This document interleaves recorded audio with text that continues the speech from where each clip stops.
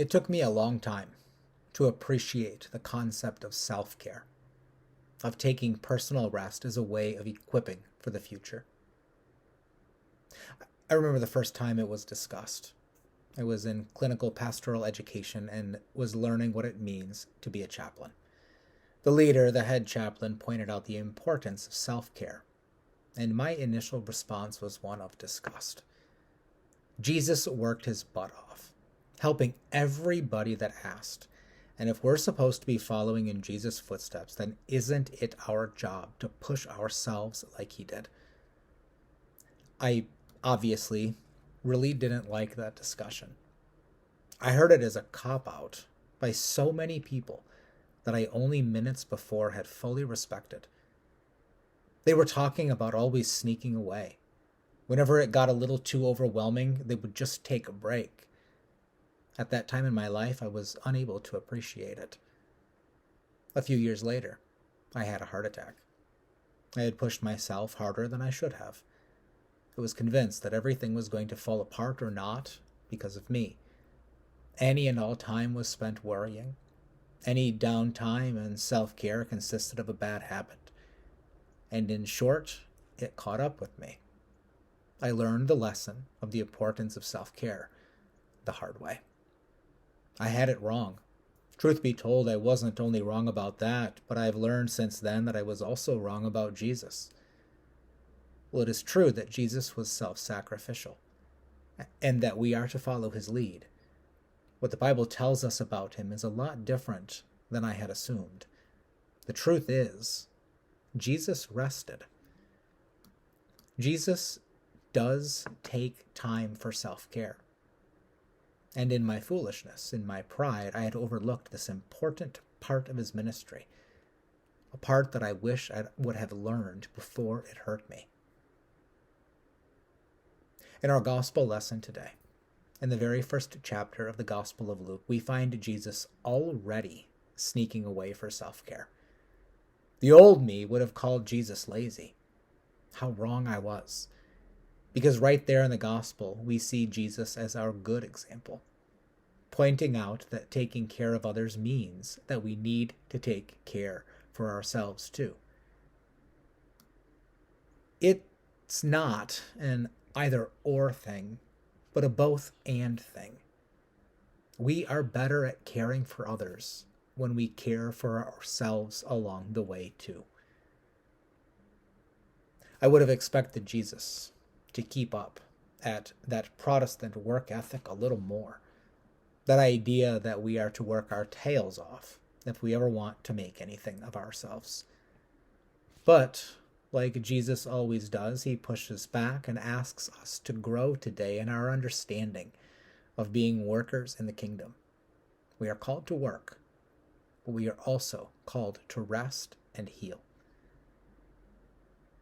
I should have looked a little closer at this truth, because in the first chapter of Mark, Jesus is our good example.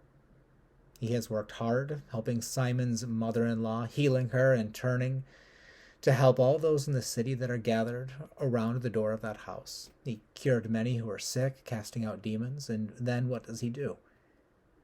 He realizes that he's a human being like you and I are, and he takes the time to rest and heal from this work. He takes time for self-care by sneaking away. As the gospel tells us, in the morning, while it was still very dark, Jesus got up and went out to a deserted place, and there he prayed. Jesus went to get the healing he needed. He went for Sabbath rest, and he found it. He found so much of it, actually, that, as the gospel tells us, Simon and his companions hunted for him. And when they found him, they said, "Everyone is searching for you." It is as if the early disciples, too, didn't appreciate that time for rest, that time for self-care. They were pushing both themselves and Jesus to always do more.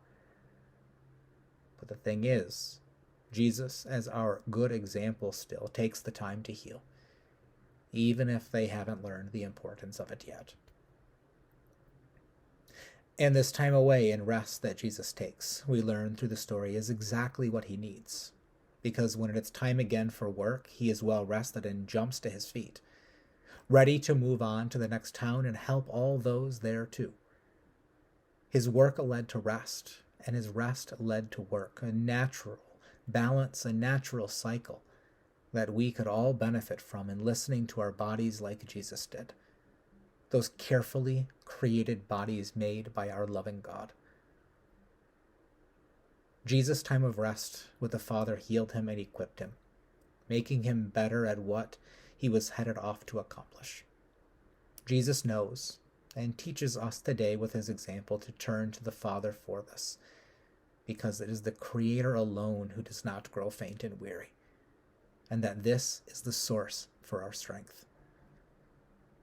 The prophet Isaiah reminds us of this today, pointing out that even youth will grow faint and weary. Even kids sleep hard after a long day playing outside or swimming in the pool.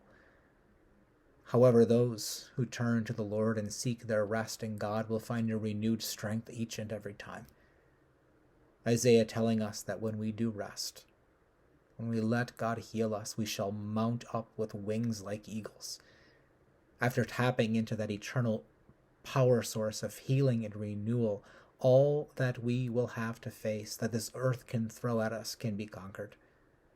Like Jesus, we too will be able to move forward in our ministry, better equipped for the work ahead, simply because we were wise enough to rest up for it. There's an old wise tale that goes around pastoral circles that I'd like to share with you. It goes like this. There was once a young pastor who never took a break. His cell phone was always on. His emails were checked every 5 minutes. He came to work sick, never missing a beat and never missing a Sunday. One day, the church council president asked him why this was so. Why did the pastor never seem to rest? And the young pastor responded with pride in his eyes, "Well, the devil never takes a day off, and so I don't either." That much wiser church council president thought about it for a minute and then responded back, "I think you need a better role model." Even though this story is fiction, there's a deep truth to it. It may be true that the devil never sleeps, but we know that Jesus does. Throughout the Gospels, he continually sneaks away for a nap, a prayer, some peace and quiet for healing. And through his example, he is reminding us today to remember to take care of ourselves, because this truly does make us better at our work, the work that God is calling us to. Famous sports players know this. You carbo load before a long run or ride. You don't practice hard the day before the big game. No, you rest. We all sometimes need people in our lives to remind us to rest. We get stuck in a bad routine and wear ourselves thin. We find ourselves getting upset easily. We get short with the people that we love. We find ourselves too exhausted to even go for a walk and take in the beauty that we've neglected to appreciate. And so this week, after suggesting taking a nap or breathing slowly the last couple of weeks, this week, try and help those in your life who you see working harder than they should. Remind them that Jesus took naps, and for them to take a break too, to follow Jesus' example of rest a little more faithfully. It is true that we are better caregivers when we take care of ourselves too. I tell this to people caring for their loved ones all the time. And so maybe find that person in your life who would benefit from it and give them a day off. Find an employee and tell them that they get a surprise 3-day weekend this week. Find a young family and offer to babysit. Take a neighbor out to lunch who you know is always at home taking care of their spouse. Give a friend a spa day. Shovel a neighbor's driveway. Pray that God may show you the way to encourage someone to better follow Jesus by taking a break. May we all take Jesus' example seriously. His example of self-care that is blatantly there in the Bible, but that we might have looked past before. And may we all learn this lesson early on in life, like Jesus did in his ministry. I mean, the first chapter, Jesus. the first chapter, only 35 verses in, and you're already taking a break. Remember, Jesus is right. And may we rest as often as we truly should, and not judge ourselves or others for it. Amen.